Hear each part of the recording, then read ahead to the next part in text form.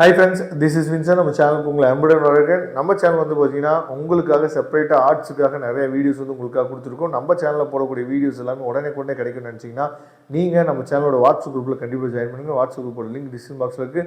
Okay friends, நேற்றுக்கு வந்து காமர்ஸில் English மீடியத்துக்கு நம்ம என்னாச்சு பார்த்தீங்கன்னா இம்பார்ட்டன்ட் கொஸ்டின்ஸ் வந்து அப்லோட் பண்ணியிருந்தோம். நிறைய பேர் எனக்கு வாட்ஸ்அப் பண்ணியிருந்தீங்க சார், தமிழ் மீடியத்துக்கு கொடுங்க சார்னு சொல்லியிருந்தீங்க. அதுக்காக தான் தமிழ் மீடியத்துக்கு இருக்கக்கூடிய என்னாச்சு பார்த்தீங்கன்னா இம்பார்ட்டன்ட் கொஸ்டின்ஸு சரியாக கொடுத்துருக்குறோம். அதை யூனிட் வைஸ் இருக்குது, நீங்கள் பாருங்கள் சரியா. இந்த வீடியோ ஸ்கிப் பண்ணாதீங்க. அப்போ ஃபஸ்ட் யூனிட்டில் வந்து பார்த்தீங்க அப்படின்னா நமக்கு வந்து மேலாண்மை என்றால் என்ன, மேலாண்மை கருவிகளை பட்டியலிடு, அதிகாரம் என்பதன் பொருள் தருக, மேலாண்மை வரைவிலக்கணம் தருக, டெய்லர் மேலாண்மையின் தத்துவங்கள் யாவை, நவீன மேலாண்மை கோட்பாடுகள் விவரி, ஏதேனும் 5 மட்டும் சொல்லணும் சரியா. அதுக்கப்புறம் யூனிட் நம்பர் 2ல் வந்து திட்டமிடுதல் என்றால் என்ன, செயல் ஊக்கமளித்தல் என்பதன் பொருள் தருக, பணி அமர்த்துதலின் முக்கியத்துவம் பற்றி கூறுக, மேலாண்மையின் பல்வேறு பணிகளை விளக்குக, ஏதேனும் 5 சரியா. அதுக்கப்புறம் குறியிலக்கு மேலாண்மை மற்றும் விதிகளுக்கு மேலாண்மை, இது வந்து ரொம்ப முக்கியமாக யூனிட் 3. விதிவிலக்கு மேலாண்மையின் பொருள் எடுத்து கூறுக. அதுக்கப்புறம் முக்கிய முடிவு பகுதிகள் என்றால் என்ன, குறியிலக்கு மேலாண்மையின் இயல்புகள் தருக, குறியிலக்கு மேலாண்மையின் முக்கிய நன்மைகள் யாவை, 5 வரிகள் எழுத சொல்லியிருக்காங்க. விதிவிலக்கு மேலாண்மையின் குறைபாடுகள் பற்றி கூறுக. அதுக்கப்புறம் நிதி சந்தை சரியா. உடனடி சந்தை என்றால் என்ன, கடன் சந்தை என்றால் என்ன, இரண்டாம் நிலை சந்தை சிறுகுறிப்பு வரைக, முதல்நிலை சந்தை மற்றும் இரண்டாம் நிலை சந்தைக்கும் உள்ள வேறுபாடு கொஸ்டின் கேட்டாங்க அப்படின்னாவே கண்டிப்பாக அதை விட்டுறாதீங்க. உங்களுக்கு ஃபுல் மார்க் நீங்கள் எடுக்கணும்னு நினச்சிங்க அப்படின்னா அது 2 மார்க்காக இருந்தாலும் சரி, 3 மார்க்காக இருந்தாலும் சரி, 5 மார்க்காக இருந்தாலும் சரி, வேறுபாடு கொஸ்டின் கேட்டால் அதை அட்டன் பண்ணாமல் விட்டுறாதீங்க.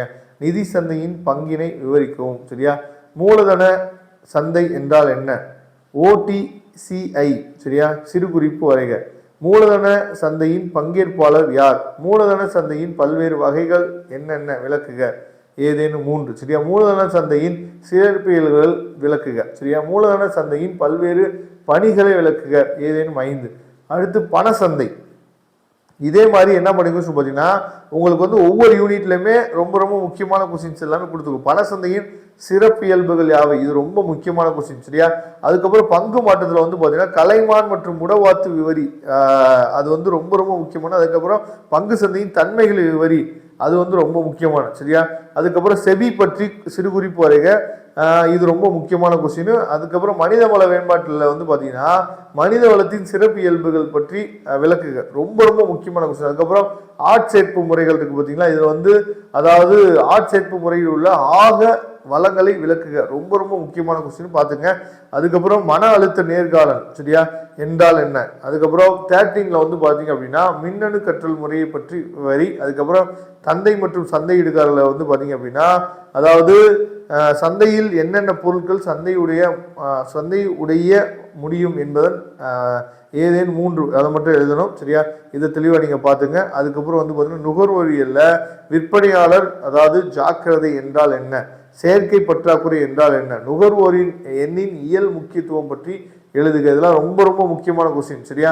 அதுக்கப்புறம் குறை தீர்ப்பு குறிப்பு வரைக, தேசிய ஆணையத்தினை பற்றி விவரி, இது ரொம்ப ரொம்ப முக்கியமான கொஸ்டின். அதுக்கப்புறம் UVCI சரியா விரிவாக்கம். அதுக்கப்புறம் LPGயின் சிறப்பு அம்சங்களின் பற்றி விளக்குகள் சொல்லி கொடுத்துருக்காங்க. இதெல்லாம் ரொம்ப ரொம்ப முக்கியமான கொஸ்டின்ஸ். இதெல்லாம் தெளிவாக நீங்கள் பார்த்துங்க. இதோட PDF லிங்க் நான் டிஸ்கிரிப்ஷன் பாக்ஸில் கொடுக்குறேன். வரக்கூடிய நாட்கள் நிறைய வீடியோஸ் உங்களுக்காக காத்திருக்கு, நல்லபடியாக ப்ரிப்பேர் பண்ணுங்கள். Okay friends, thank you. நம்ம நெக்ஸ்ட் வீடியோ பார்க்கலாம். அதுவரை முடிந்து விடைபெறுவது உங்கள் நண்பன் வின்சென்ட். தேங்க்யூ.